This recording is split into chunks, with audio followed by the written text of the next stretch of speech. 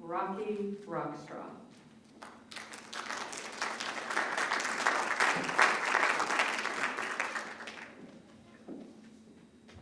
Good evening. I'd like to tell you I was late because of the protest in Center City, but it was actually just 2 blocks north of here talking with some students, and time got away.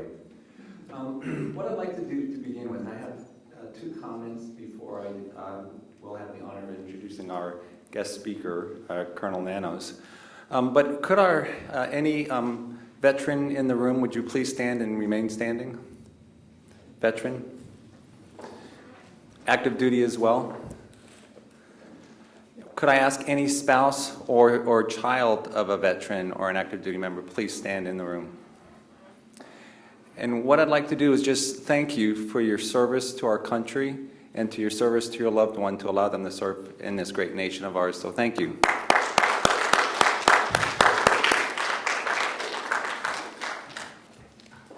So 2 short comments.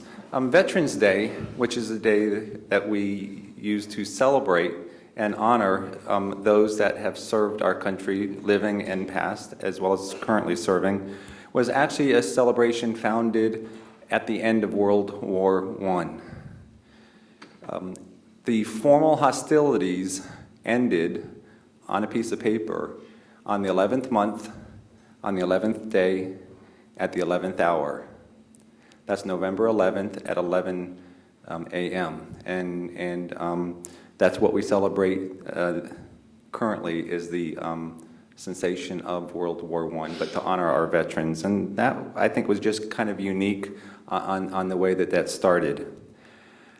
I would be remiss if I didn't mention with the challenges of this week that I would like to thank the veterans and our active duty to serve a country, to defend a country that allows the peaceful transition of power to those that we may not view the same way, but yet it's a country that honors that, whereas in other countries there would be hostilities and coups and possibly even bloodshed. So I think it's a unique country to live in. I am proud to be a citizen and a veteran as well.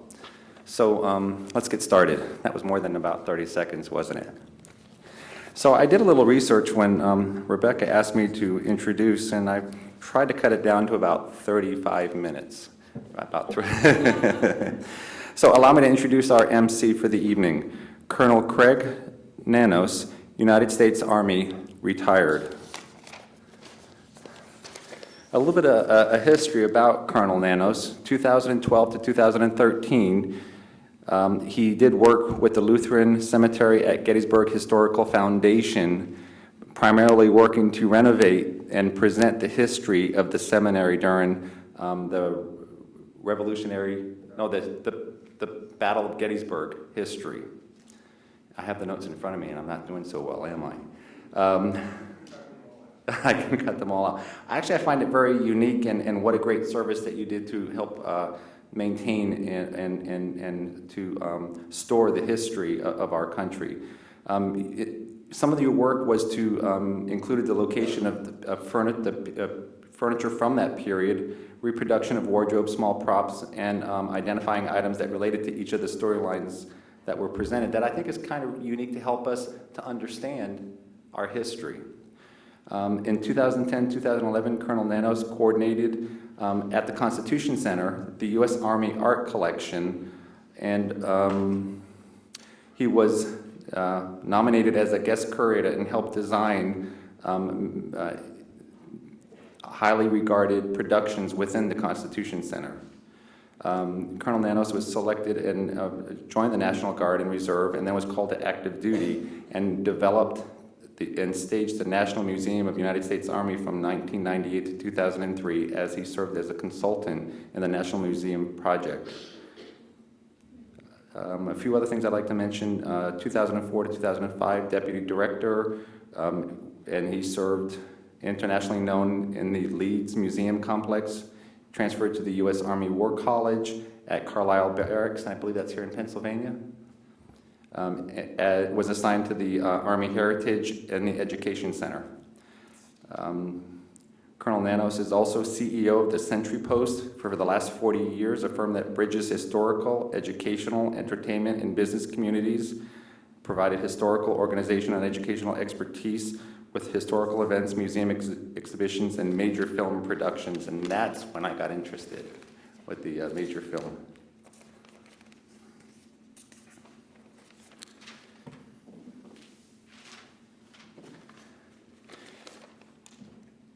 Colonel Nanos has a legacy here at Drexel with the Drexel Dragons. He is a Drexel alumni from the class of 1969. He's had several family members and extended family members here earning Drexel degrees as well.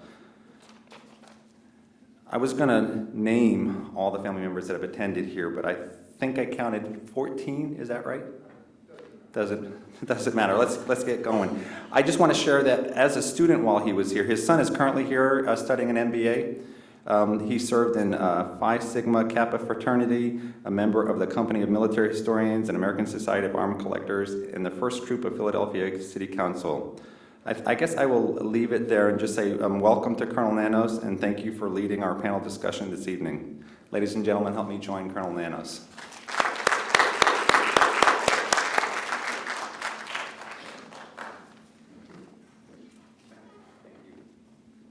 My son's a veteran. He graduated Cornell ROTC, was a cav officer in the desert, and now is getting his MBA here. The only thing that's important is my dad's older brother was the first Drexel alumni killed in World War II. He was a Navy pilot. His plane went down February after Pearl Harbor in the Pacific. Anyway, welcome. Good evening. I have down here good afternoon, but I think that would be irrelevant at this time. To the veterans, family, faculty members, and friends of Drexel. We're celebrating military families with a panel discussion, and also obviously celebrating the Marines' birthday per the film, and Drexel, which now is 125 years old and rolling. The objective with the panel basically is to heighten the attendant's understanding of the military service and impact being in the service has on family members, and all of the community that they're part of. What I'm going to be doing is I'm going to introduce our panel here, and then presenting questions to them and questions from the audience. So anybody feel free to entertain the questions when we get started. Initially, we have a grandfather and granddaughter, obviously.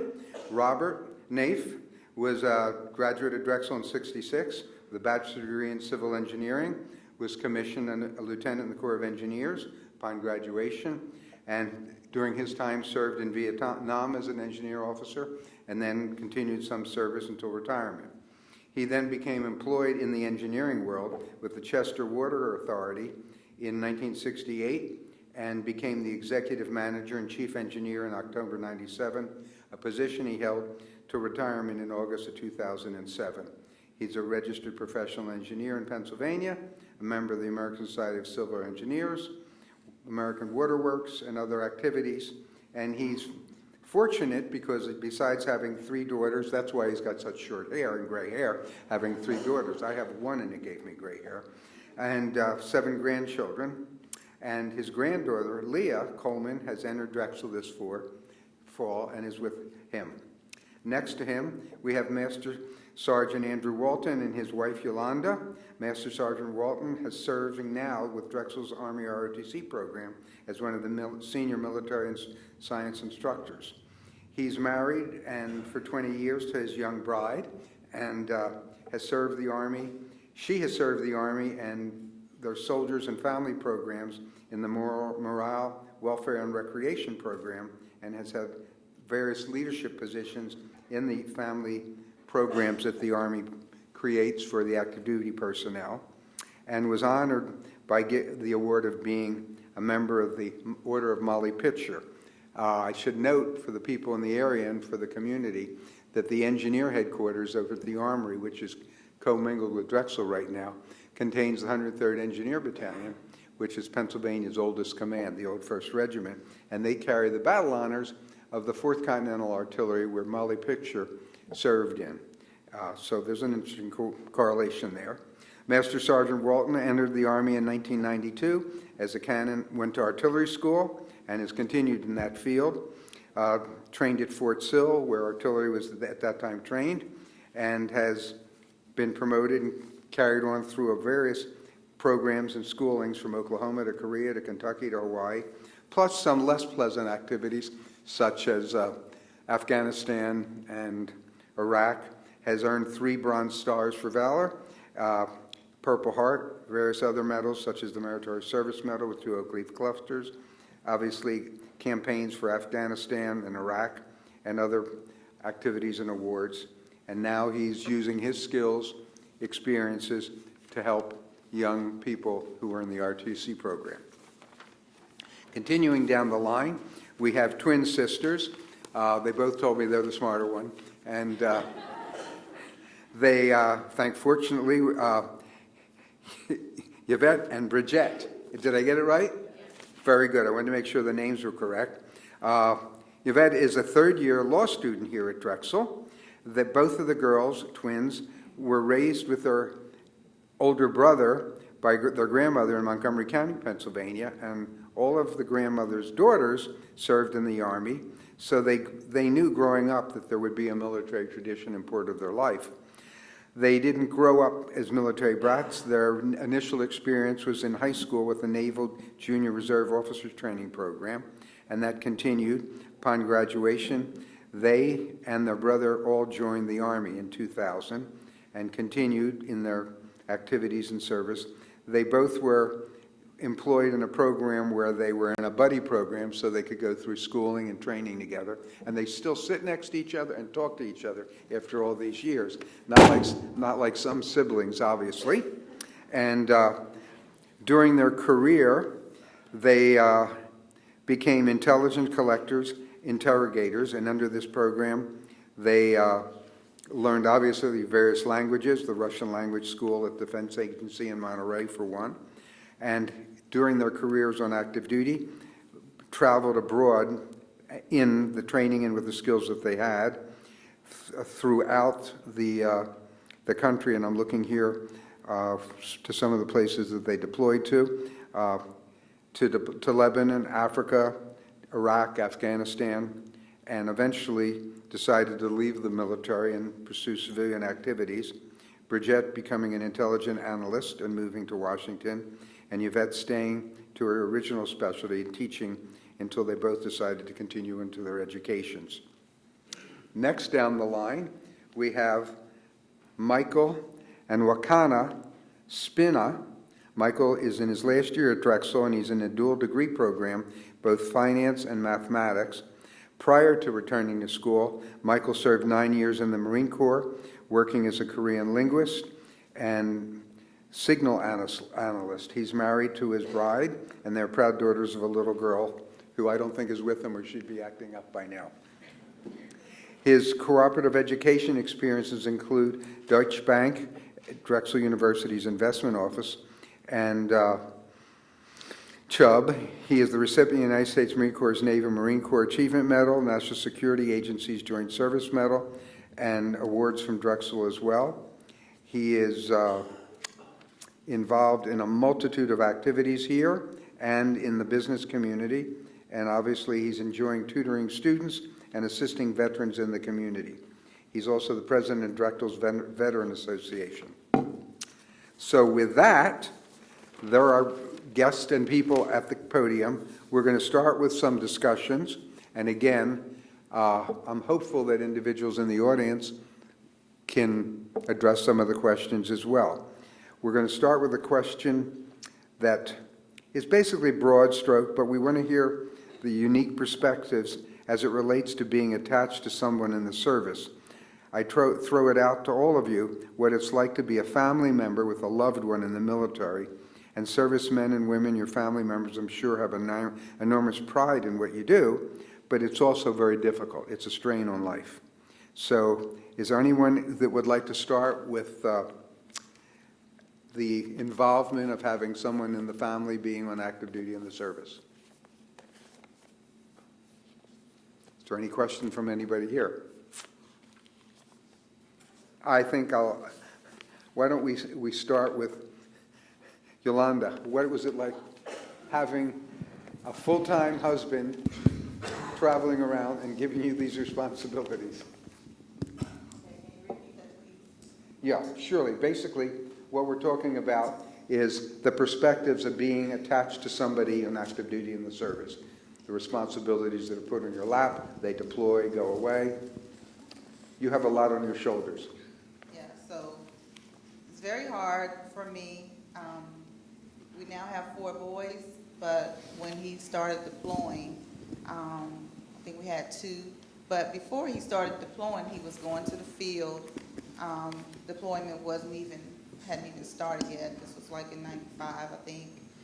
He would always go to the field. I'm home, having to deal with the kids, the bills, the food, the safety of our, home, and wondering when he was going to call me.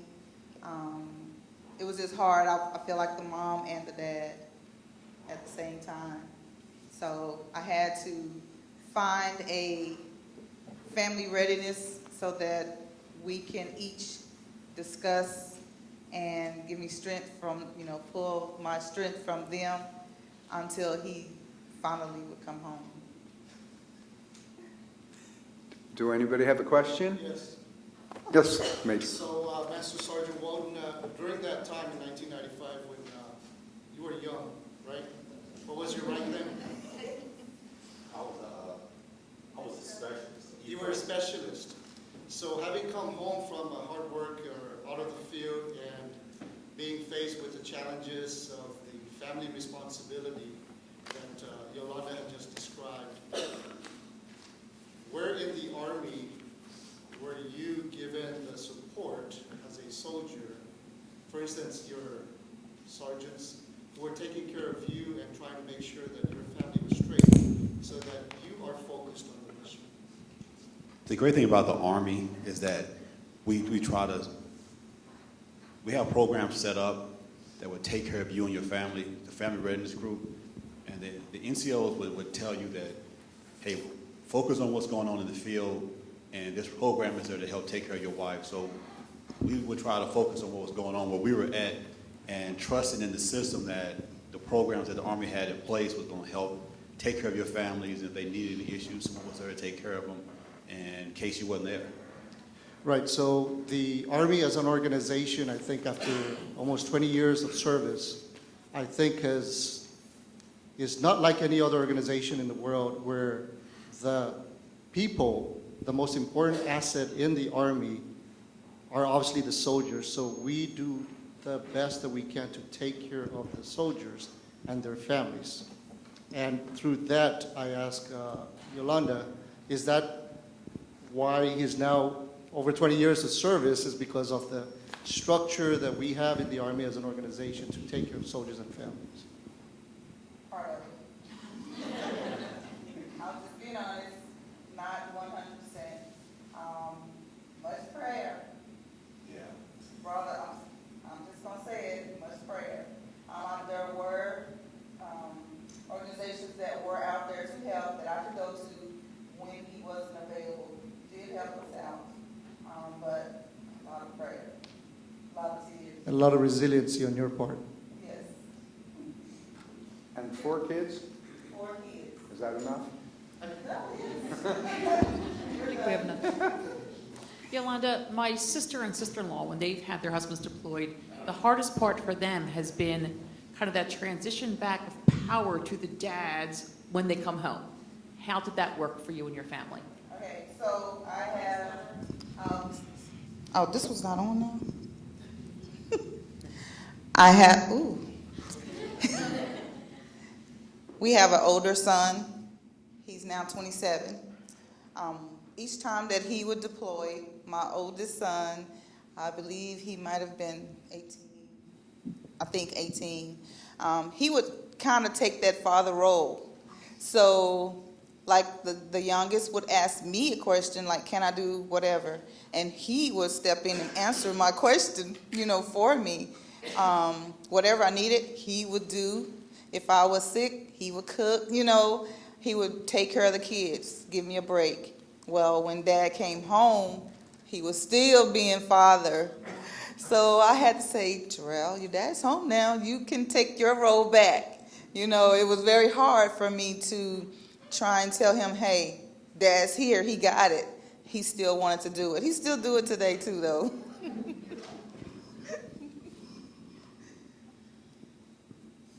Any other questions from the audience? It's complicated, as she explained.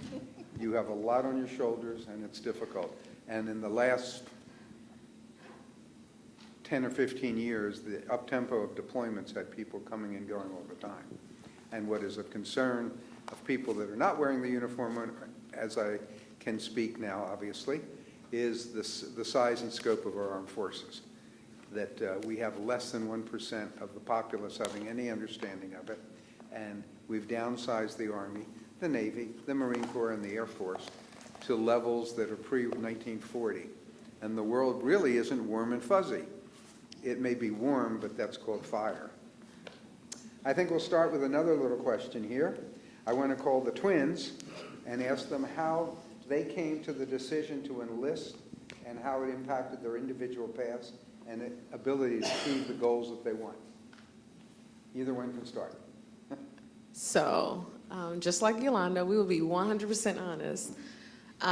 Being raised by our grandmother, you know, I wrote in my bio that we knew that we would go into the military, and that was because she said, you're going into the military.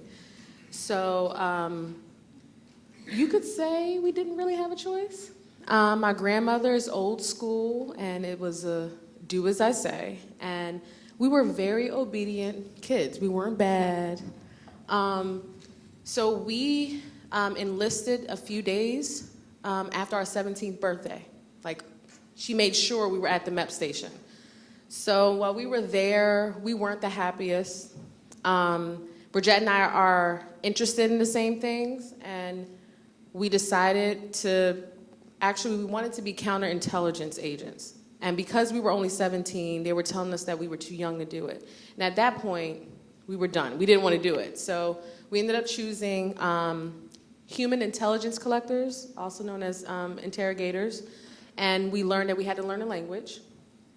And we studied Spanish for 4 years and couldn't speak a lick of Spanish. So we were like, we'll probably fail out. Like, this is great. We don't want to do this. But we, because of our interests, it was easy for us to go into the same MOS, or military occupational specialty. And from there, because of the buddy program that he mentioned, we were guaranteed our first duty station together. It just so happened we had the same job, so we went through basic together, our individual training together, and then language school together. You have anything to add? So I will add to that story. We always wanted to join the Marine Corps. From the minute we knew we were going in the military, we wanted to be Marines. We wanted to be drill instructors. That's what we wanted to do. We had a lot of Marines, like mentors in our lives in high school. My grandmother wasn't sure that we would stay strong enough in the Marine Corps because from her, you know, her perspective was that they were hard on females. So we asked the Marine recruiter. She wanted to meet a female Marine. Honestly, he brought the worst female Marine he could bring to our dining room table. It was not good. We are very outgoing. You know, we speak our mind.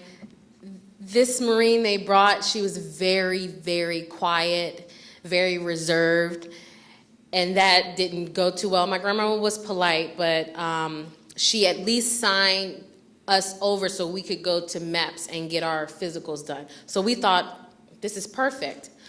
Unfortunately, like he said, our older brother had joined the Army the year before us. And that recruiter, if you were a recruiter in the military, it is important that you meet your numbers. So that recruiter was still trying to get the twins in. I got the brother the year before, I'm still trying to get them. That'll be 2 people at one time. That's a big thing. So he called my grandmother when we were in school one day. We came home and she said, sit down, Sergeant Morrison is on his way. And we were like, why? Because you're not joining the Marine Corps, you're joining the Army. And we said, what? this is the end of our lives. Like this, we did not want to join the Army. We were like, we'll join the Air cried Force all before. day. We Yeah, we cried all cried. day. Yeah. And we were like, we'll join the Air Force before we join the Army. We don't want to join the Army. Sergeant Morrison came there, and what he told her was that the paper she signed means we're actually in the Marine Corps. We were trying to tell her, we have not raised our right hand, like nothing's set in stone. She didn't want to hear it. So Sergeant Morrison came, and she signed the same paper for us to go to MEPS to get our physicals done by the Army. And that was it. That's how we ended up in the Army. Hindsight, that was the best choice for us. At the time, Marines did not allow females in their military intelligence. So the Army did, and we didn't know this at the time, but in hindsight, that was what we wanted to do. We didn't want to do supply or be administrative assistants. So joining the Army actually allowed us to be where we are right now. So in hindsight, that was the best choice, but we still want to be drill instructors to this day. When we saw like the image of the DI up there, we're like, she pointed, she tapped me, and I'm like, I don't want to look, because like I still have that. Want to be all in the Army. I want to be a drill sergeant, and based off our MOS, they have what you call a high density MOS. So it was. She's telling me to hurry up. Based off the high density MOS, we were stuck deploying because they needed us overseas. So I couldn't be a drill sergeant, and that was kind of disappointing to this day. I don't. Go ahead. I'm sorry. Did you want us to end? He said. She said you're giving us a signal. My question would be very simple. Okay. Your grandmother, is she tougher than any drill sergeant? Yes. We used to call her the Sergeant Major of the Army. She didn't know anything about the details. Oh, cool story. Since she wants to tell me to stop talking, this would be the end. We were in basic training. I'm going to tell it. We were in basic training, and you're assigned to platoons based off your last name. And since we're twins and sisters, we can't be in the same platoon. So they took me out of 4th platoon and put me in 3rd platoon. Someone came to me and said, have you seen your sister? And I'm like, no, I mean, we live pretty close together in the barracks. And come to find out, this one, she was not happy in basic training. We went to Fort Leonard Wood, Missouri. Not relaxed in Jackson. So it was it was a pretty tough time. And she called home crying. So my grandmother somehow got in touch with our commander at basic training and, complained that, my granddaughter, something's, she's not happy. So Yvette had to carry around a big ball that was made of denim. It was just denim scraps. So imagine a ball like this, big, having to carry that around. It was heavy. And so they approached her saying, you had your mother call here? We were raised by our grandmother. So she said, no, my mom wouldn't call you. And so then that made them even more upset. So she got in trouble for that. She was okay, though. I made sure she was okay, but I was like, I'm not calling home and telling her anything. To this day, Yvette kind of called home and told a lot of stuff like, I'm not. Because my grandmother will find a way to fix things, or address them. So that was pretty fun. You're welcome.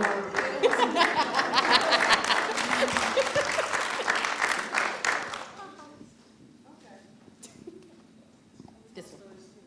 I think this one doesn't work yet.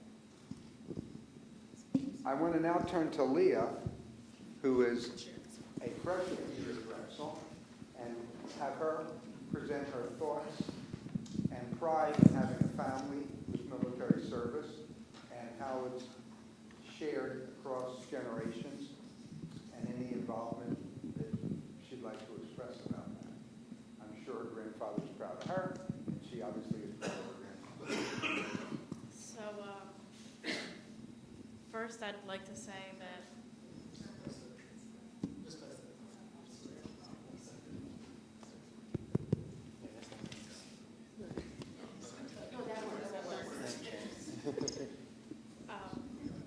first I'd like to say that the biggest thing I think that affected me, whenever I'd stay over, it was impossible to wake up before my grandfather.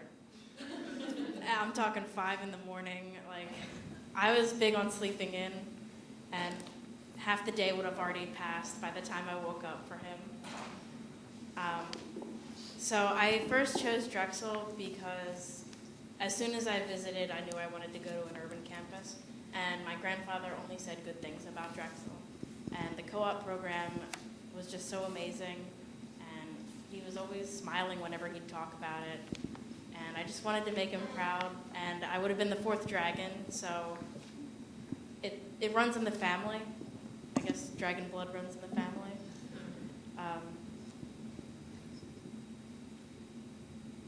Right on. Oh, yeah. So I want to be an environmental engineer. And every single time I tell him this, he tries to convince me to become a civil engineer. He's like, you can focus in environmental engineering. And I'm like, Pop, I want to be an environmental engineer, not a civil engineer. But that's his big thing. He wants me to be like him, civil engineering.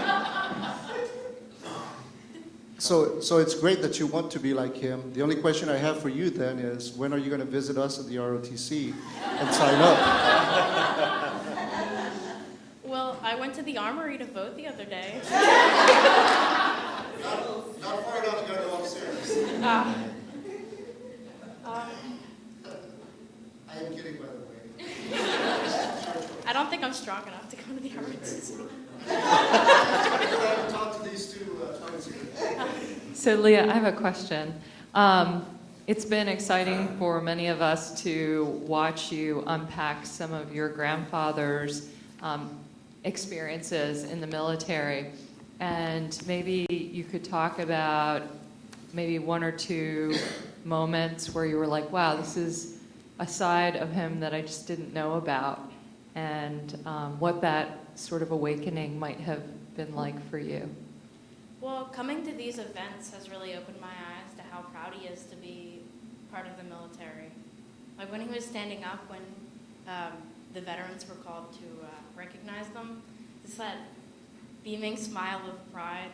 I could see, I don't know, he doesn't smile that much. But I could feel it. It was there. He was very proud to be recognized for his efforts. And since we've met with you and Susan, we've gotten, I guess, closer, and I've gotten to know more about his side of the military.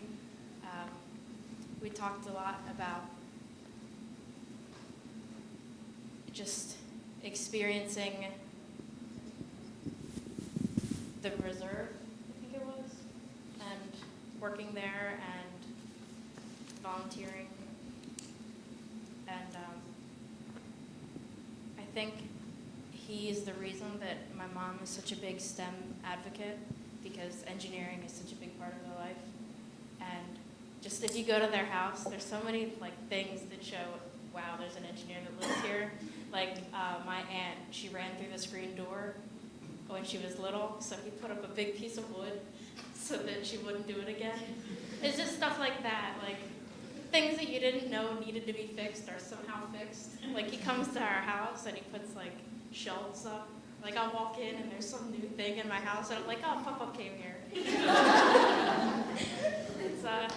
It's really nice to have a grandfather that's an engineer and part of the military.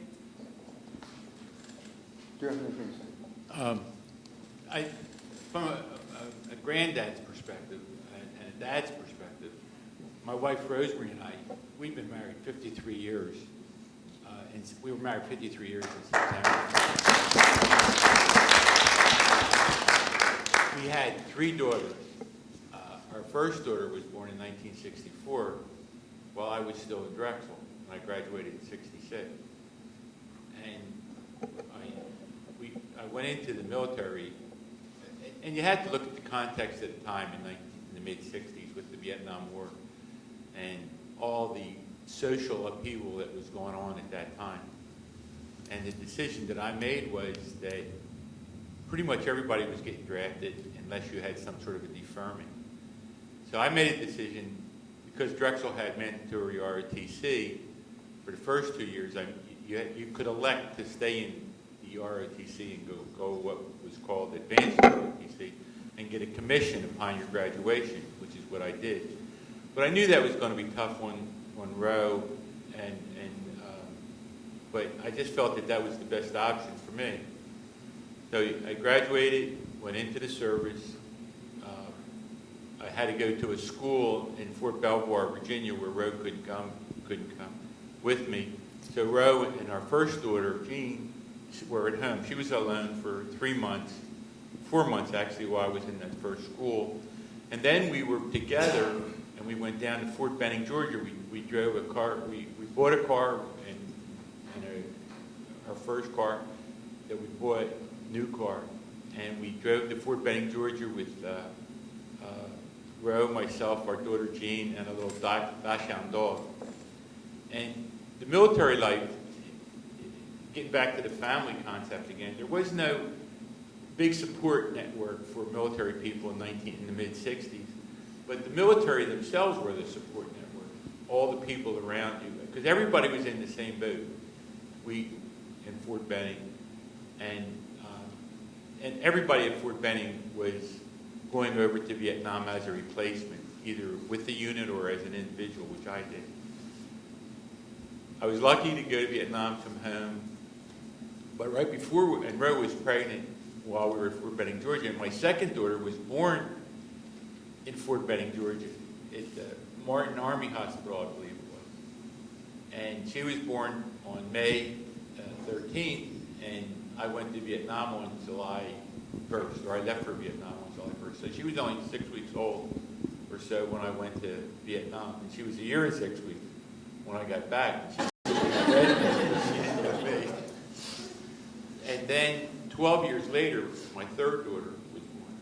Leah is a daughter of my second daughter, who was born, served 2 years active duty, and a strong Drexel connection. And we're very happy to have both connections, I think, because it certainly shaped my life. And it allowed us to get our 3 daughters educated.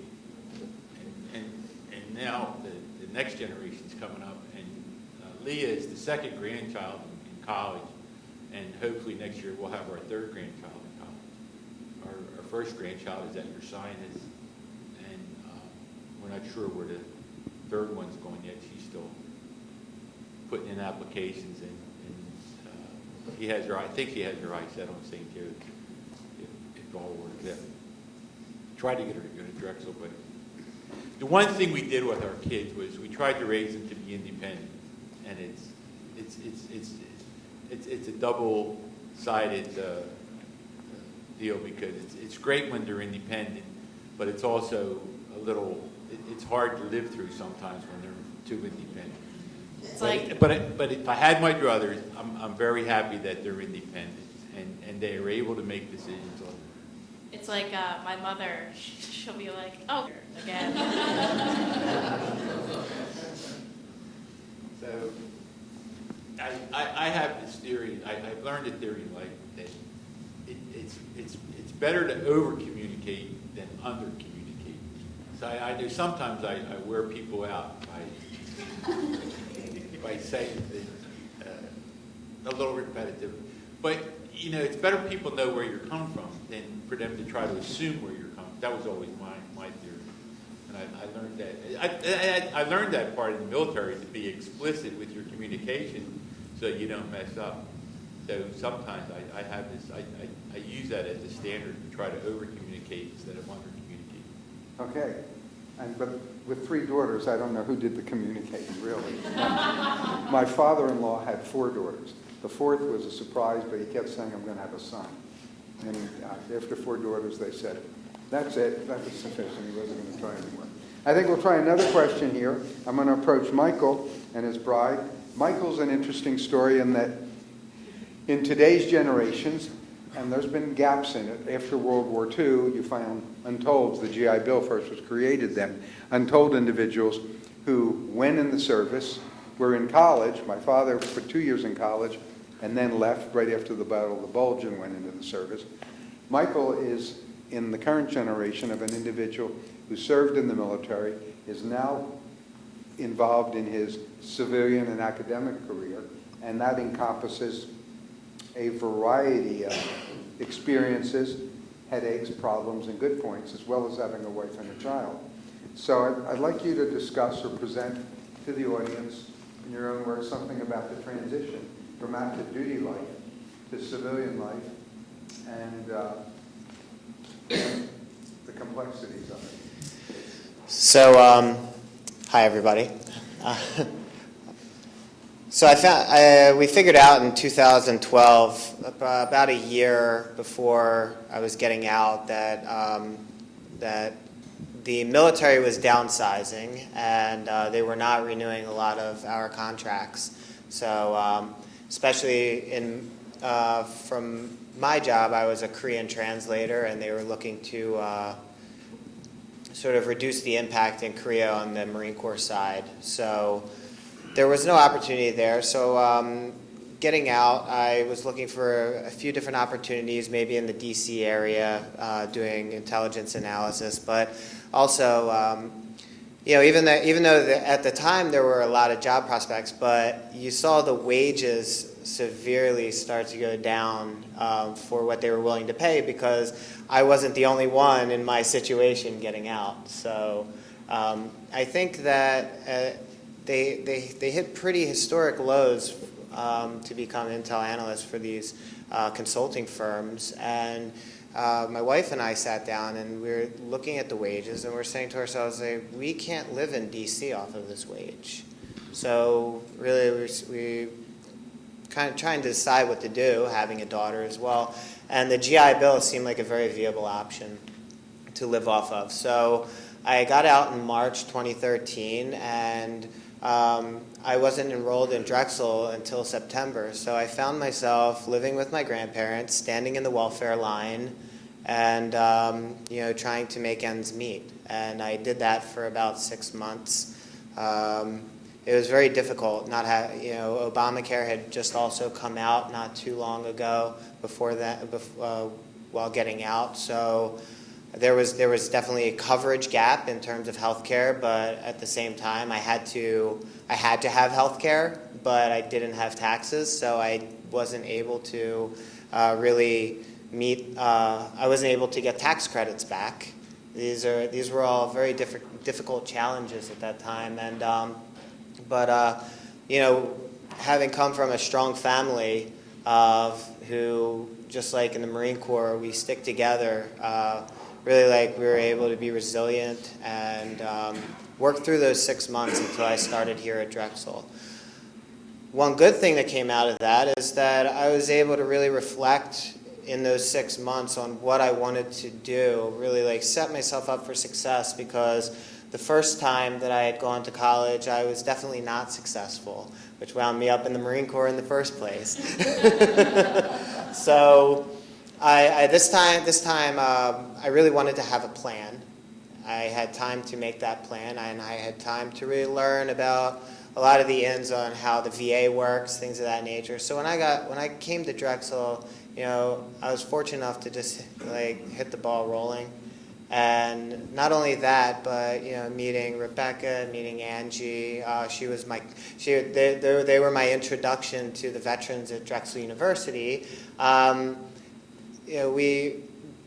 think my class of veterans was one of the largest ones actually in a long time, and we really stuck together for the few years. They all graduated last year, but it was nice to also have that support system, and every veteran that came in every term, we were able to sit down with them and sort of counsel them to figure out what they wanted to do with their life, where they ended up seeing themselves, and what they wanted to accomplish while they were at Drexel University. And that's really what motivated me to start getting involved with the veterans organizations, not just at Drexel, but around the city of Philadelphia. She said to me one day, she's like, you got out of the military, but it's like you're still in, because she knows that Thanksgiving, I wake up at 4 o'clock in the morning every year. We go over the Salvation Army, we go help out. These are the things that we do in my family. These are the things that we instill in my daughter, and these are the virtues that we want her to grow up with as well. Where did you meet? Were you married when you were in the service, active duty, or? So my wife and I, we met at a salsa club in Okinawa, Japan.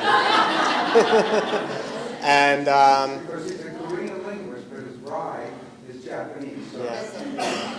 And you know, The like language barrier is still. up on me and say, you know, just text me. You know, I'm still trying to get used to this English thing. So, so when people ask me too, like, you speak Korean, but do you know Japanese? I said, well, you know, I know enough Japanese to get married. Right?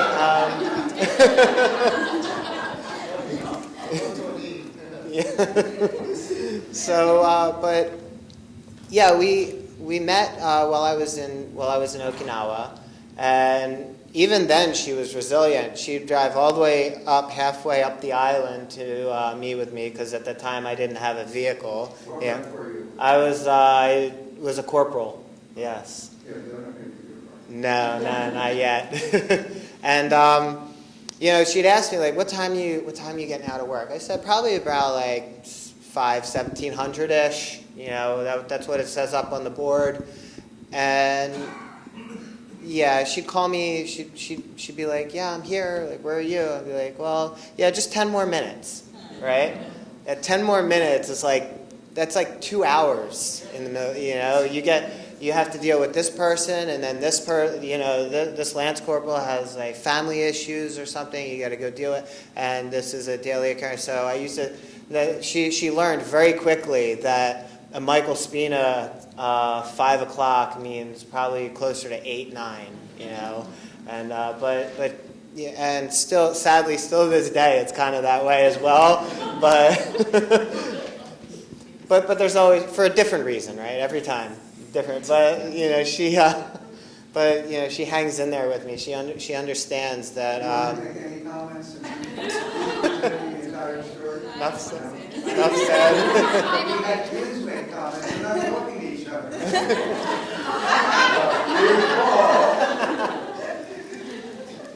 But Is the Japanese better than his Korean? is my Japanese better than my Korean?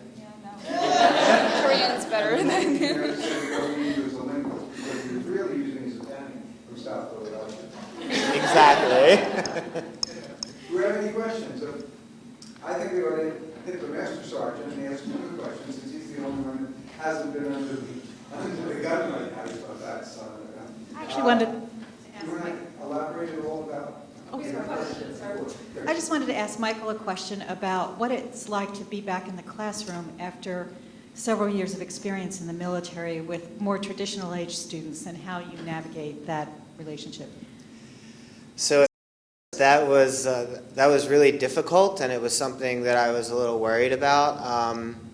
At first, I was very reclusive. I had a mission. I was going to come to school, get my homework, take my notes, come home, do it, turn it in. Very military by the book. And then I think one guy turned around to me one day in class and went, "You look old. Like, yeah, you're not really a traditional student, are you?" And I said, "No, and nice to meet you." And from there, but he was like very, very friendly, very outgoing guy, and I realized that maybe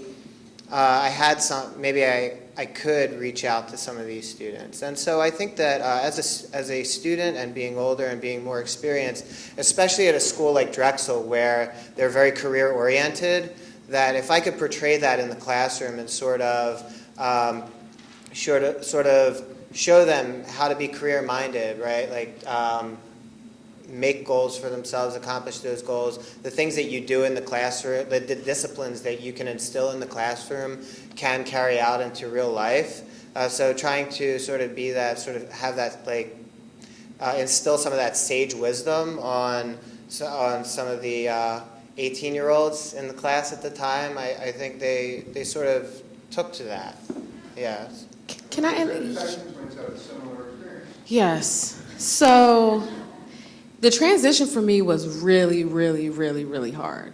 And I think, so I'm in a law school, so I'm not dealing with 18-year-olds, but 20, my little section here, like average age, like 23, 24, and I love them to death. I'm so happy to hear supporting Bridget and I, but The biggest issues that I had wasn't, hey, you look old or anything like that. I mean, because I don't look my age, we look pretty young.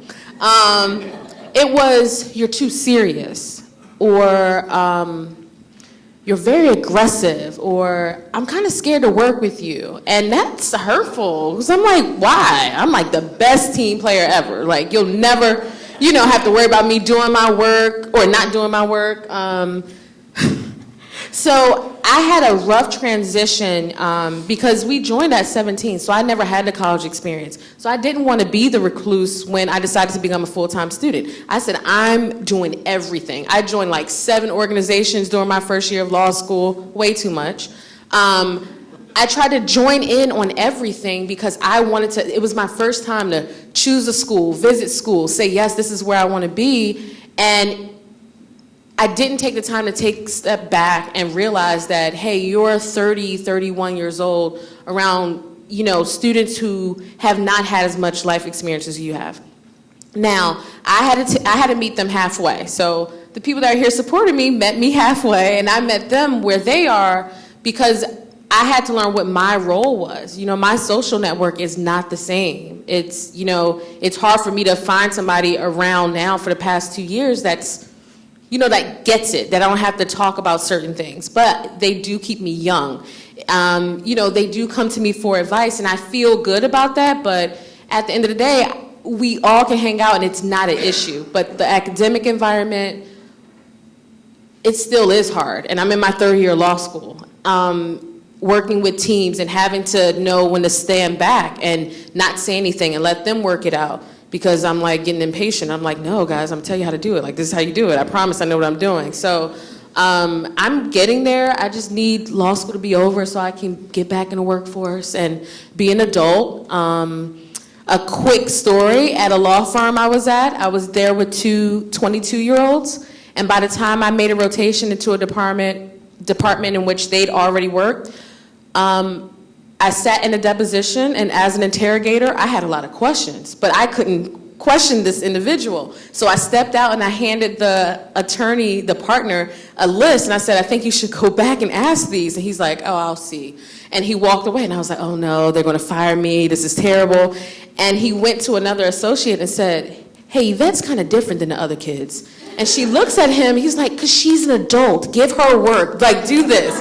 So he came back, he's like, okay, your questions are good. And just from that, I was able to get a lot more responsibility. So it's not a double-edged sword, it's not a catch-22, it really, it worked out for me once I stepped into the workforce, that those individuals who were older or a little bit closer to my age saw that I did have that life experience.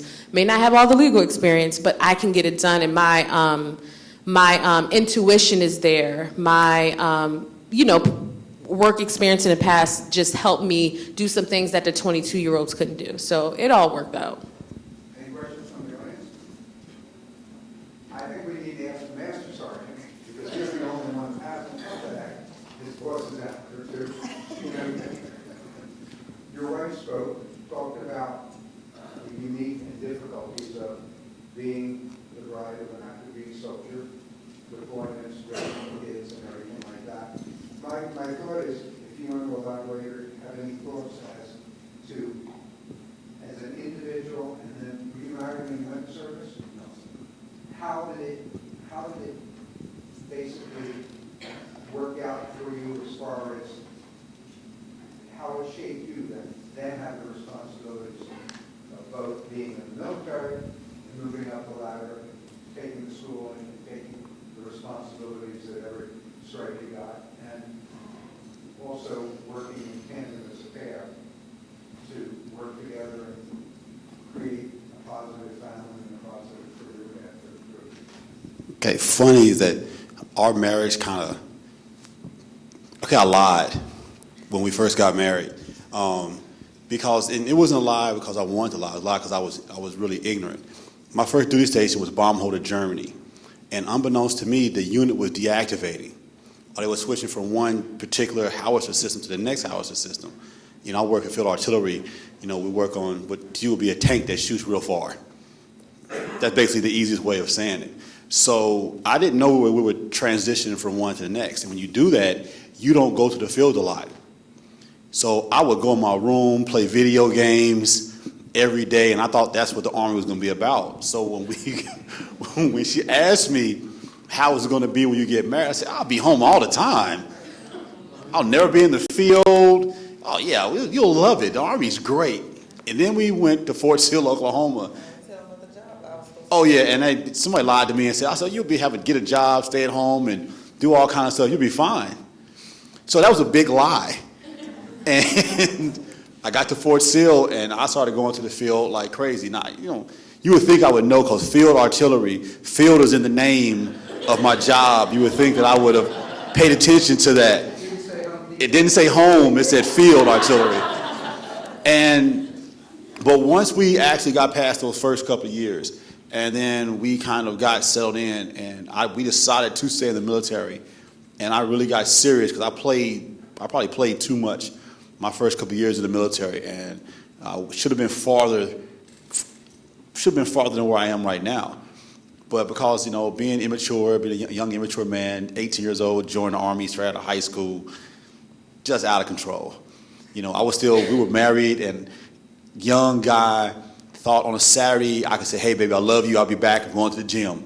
And I would go to the gym and play basketball and lift weights all day. We only had one car, and the car was with me at the gym. And I come home like, what you upset? I told you, knew where I was at. Yeah. But once I got older and I got more mature, and the responsibilities, what we did was that we sat down and talked amongst each other, and it was a struggle. I'm not going to lie to you, because when you get married real young and you're very immature and your wife is more mature than you are, you tend to be that, it's like she had, instead of raising two sons, she was raising three. I'm doing the same thing they're doing. My socks over there, their socks over there.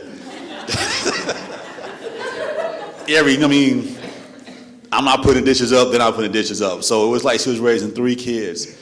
And then, like most men, when we hit 25, we actually started acting like we have some sense. And then that's when my career took off, and I started making rank. And then I always did my best to, involve her. When I made rank, we both kind of moved to the next level. And that's what the good thing about the Army also is. Once you become a leader, the expectation is this quiet expectation that your wife moves with you through every rank and responsibility. You start off with just helping your section, and then my wife would cook dinner for just my small group of guys. Then I became a platoon sergeant. She would cook. Now she's like the second mother, and I'm the second father to all the people that's in my platoon. And then I became a first sergeant. I was a first sergeant, but they knew that it wasn't just a one-man team, one-man operation. My wife had my back in everything that I did. So I think every successful man in the military would tell you that when you moved up, your wife gained as much responsibility as you did when you moved forward. Maybe even more. Because when she worked at ITR, which ITR is the Army's version of the ticket agencies on post. You go there to get all your free, your tickets and stuff.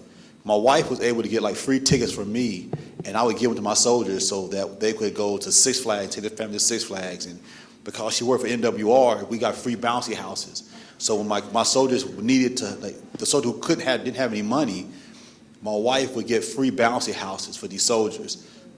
Tables, chairs, you name it. We took care of our soldiers. And so the way we got through the whole thing was to be a team. It didn't start off like that.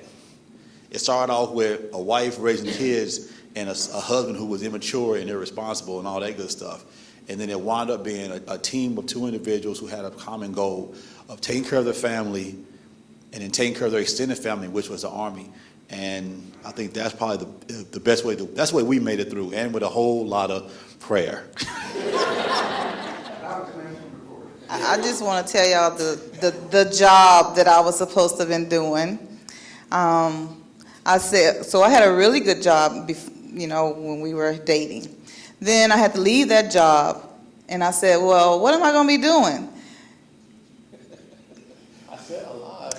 He said, oh, you can stay home and do this. You're just going to be licking envelopes. What? So my platoon sergeant, he was this real, all leaders aren't good. So he said, hey, if your wives don't want to go out and work, I have these, he had some stupid job where your wife could come and she would fill envelopes and stuff like that, and you get paid a certain amount of money. I lied because he lied. And it never happened. That's why I said all. I'm going to add, this is not divorce court, so don't worry. That's why I said I lied, because I was lied to and because I was immature. That's my story, and I'm sticking to it. It was on your experience, and the one thing I can add to what they said, because in some of my experiences, I went to Panama one time with the military. It was 3 weeks or something, you know. But you go to a military base, and there's 3 buildings, 3 barracks buildings. First battalion, second battalion, third battalion. The force structure, the structure is that way. And this is Korea and that. If you were a private, if you were a corporal, in other words, elementary, entry level in the military, don't care which branch of the service, you weren't issued sergeant material, you're not issued a bride. You lived in a barracks, you had your uniform, you ate your meals there, and because the military gave you lodging, food, and clothing, the pay was minimal. As society changed, and now, less than 1% have any experience, we have kids joining the military, and people, or at least the news media, which can corrupt anything, talks about, well, they're not getting paid enough. But the mindset of the military as it transferred, or changed, was, well, privates are not going to get paid a lot of money because they're going to live in the barracks, they're going to have clothing, they're going to have meals. And that was a mindset that existed for hundreds of years, not just in the United States. So that transition made it difficult for young couples because, I'm not talking about 100 years ago, I'm talking about anybody who went to service in the early 1950s, anybody who went in before World War II, and then of course during the war, everything goes out. But they went in, you lived in barracks, you ate your meals there, you got a pass on the weekend, you went out. By the time you were 3 stripes, you made sergeant. You might be able to get married if you had a little bungalow off on post, or maybe right off post, and that's when you had some flexibility. So it's a difficult venue. I think for anybody in the service that is sitting here or in the audience is at one time, the American populace, as well as the military, our government leaders, had an understanding about the military. After the American Revolution, 90% of people in government had served in the Revolution. After the Civil War, you didn't go up in the political arena if you weren't a member of the Grand Army of the Republic, which was the veterans group. Same thing after World War I, after World War II. So the people making the laws, making decisions, understood the military. We have reached a point now, which I don't think is advantageous in an intellectual sense, where we have people thinking they know what they're talking about, and this isn't one political party, another political party, or anything, and they don't have that understanding or experience. That it's difficult, it's not an easy task, you do create a bond and an understanding. I don't care what the person goes into, the Coast Guard, the Air Force, the Army, the Navy, Marines. And it's an experience that is not going to be easily translated. Do we have any specific questions about their business? You raised your hand, didn't you? Yes. So knowing the difficulty, I'm sure during the orientation they talked to you about finance. Okay, and the pay as you go to different ranks. Knowing, are there the incoming soldiers? Do they really understand that they're not there to be rich? That they're not going to get what they've, some of them come in with a preconceived idea that, they're going to be paid very well. Since they're so young coming into the military, instructors, do they really give them the overall picture? I can only speak for myself. When I went to basic and IT, our finance brief was, hey, here's a finance chart. You need a direct deposit. Good. And that's basically what I received. When I got up in rank and understanding what you're talking about, when you see a problem, what's great about the Army is that people like myself, when they see an issue, when they go through, they finally get to a position where they can actually make a difference. So when each soldier comes to my organization, they receive initial counseling. And in this initial counseling is when we explain to them about their finances. Listen, this is how much money you're going to be making. This is how much money they're going to take out of your check for the GI Bill and Army College Fund. If you want to be successful, if you want to be able to retire one day with a lot of money, or to be safe, these are the steps you need to take. But the old phrase is, you can take a horse to water, but you can't make them drink. A lot of people, the Army right now, when I joined the Army, my basic pay was $700 and something a month in 1992. Privates make way more than that right now. They make enough money that if they are smart, they can really set themselves up for success. But like anybody, if you take your money and you're frivolous with it, and you're spending it any old kind of way, all the counseling that you get is going to be irrelevant. And you guys joined after I did. I'm pretty sure it was the same thing with all of you. If you can tell a soldier, listen, this is how much money you're going to make. Take care of your family. But you're fighting against how they were raised, whether their parents knew about how to save money or not. Unfortunately, my parents didn't. So I came into the Army not knowing how to handle my money, because all I knew is you get money, you spend money. So you are actually fighting against it. But now that we do have counseling for soldiers that come in, and there are programs in place now that will help soldiers, even like second lieutenants through our ROTC program. They receive counseling. We actually bring in USAA, which is, for those of you in the military, you know what USAA is actually the actual big Army bank thing that most people have, USAA that's in the military. We bring them to the ROTC students, and they will sit down and they explain to them how much money they're going to be making for the next 5 years. They offer them a $20,000 loan with, I think, almost zero interest to help them establish themselves in the military once they get in. I know he wants to chime in on this also. I just want to clarify the USA part. So we have either the First Command or USA that we invite to give the financial education for our senior cadets, so that they understand how to make money for them, because they're going to get a big check. But then they leave behind, and then it's up to the cadets then to chase them down to get that loan or whatever opportunities they have from those financial institutions. But they typically just come in with blank briefing charts where they say this is what and how you can use your money in a better way than you would just waste away with a big check. My second question directed to twins. Have you ever encountered in the military any sexual harassment or known someone who had experienced that? And what did they do? Are there any repercussions when they actually opened their mouth, found their voice? Do you know anyone, or how did the commanders responded? All right. Yes. Yes to all the above. I had a soldier. What's wrong? I had a soldier who experienced sexual harassment. We were in Iraq, so we were deployed, which brings in a whole nother set of issues because you're focused on the mission. But what happened was, she reported it to me, and we reported it up the chain. That means I told my boss, and then we kind of got the right people around her to address certain things. That was, I would say that was taken care of properly. I think it depends on who takes care of it.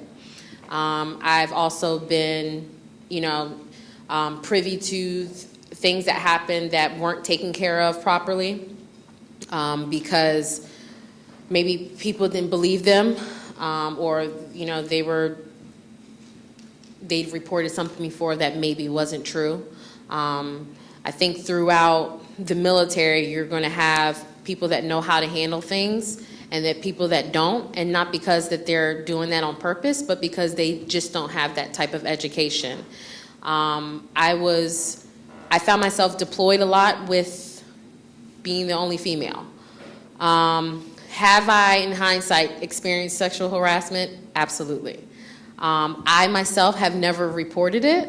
And when I say sexual harassment, I mean, it can go, sexual harassment can be a joke. You know, it can just be a joke that somebody's sharing in an office space. So I say that to say, like, that was probably the most of it. I have been approached by a first sergeant of mine, you know, making a pass at me, you know, and I was an E4. When I deployed, most of the time I was in civilian clothes, so I wasn't in uniform. I guess I carried myself with a maturity where he thought I was of higher rank. But once I explained to him, First Sergeant, I'm an E4, one, and you're married, you know, like, so I knew how to handle myself around it, but that's not the case for everyone. Hindsight also tells me that maybe I should have said something, because I don't know if he was doing this to someone else that wasn't as strong as I was, or that it couldn't roll off, you know, his or her back like it did mine. So I would say, based off of where people are stationed, deployed, you have different types of experiences, and I think it has gotten better, though. Up until about 3 months ago, I still worked for the Army. So I was a contractor in the Army unit for 7 years after I got out. And so I was still around military people, and this is in special operations, so there's not a lot of females. This is, you have very alpha, you know, alpha males, you have alpha females too, I'm one of them, you know, so we have those type of relationships that we build that sometimes things can be viewed different ways, depends on who it is. So that's a long way to answer yes. Personally, I've had to take care of it because soldiers that served under me, and then, you know, my peers, you know, my other fellow soldiers have kind of experienced it, and males too. It just depends on where they are and who takes care of it. But I do think the Army's policies have gotten better with bringing it to the forefront to acknowledge that it happens, and creating or having education to create that safe zone for somebody to actually speak up and report it. So what is the military doing with the increase of suicides? Well, the Army takes that very, very seriously. And every soldier, when I say mandatory training, I don't mean mandatory training where you have to sit in a little room and someone gets up and talks to you. It is mandatory training where soldiers are really getting an opportunity to really talk to somebody about their feelings. We have this thing called MRT, with Master Resiliency Training. I actually went to the course, and we address those things. You have the chaplain who does their courses. You have myself, who's MRT qualified, who gives classes. So the Army's taking all that stuff very seriously. It's not a situation where we look past it like it's anything, especially with people when you redeploy. My first deployment was in 2004. I went to Iraq. And when I came back, you just came back. You came back, and that was it. There was nothing there for you when you got back. But we saw an issue with that, and our suicide rate actually, unfortunately, got higher because people had PTSD, and we weren't identifying the problems. So the Army changed this. We are an adaptive Army, and we changed our process. And now when every soldier gets back, they go and sit down with a specialist. And they sit down and they talk and ask you questions. So how do you feel? I'm sorry, first you fill out a bunch of forms before you go over to Iraq. That long list of questions of how you feel and all those beautiful touchy-feely questions. And then when you're older, you answer the same questions again. And then on your way back, you answer those questions. And if a red flag is seen, or if a red flag isn't seen, or if someone like myself is in a leader position sees it, then we can say, hey, this person needs some help. And the person has an opportunity to get that help. So I have a sister-in-law, her husband's a doctor. She is reputably, like, I'm going to use the term psychologist, maybe correct, California. For a number of years, she worked in some of the bases there, interviewing people before they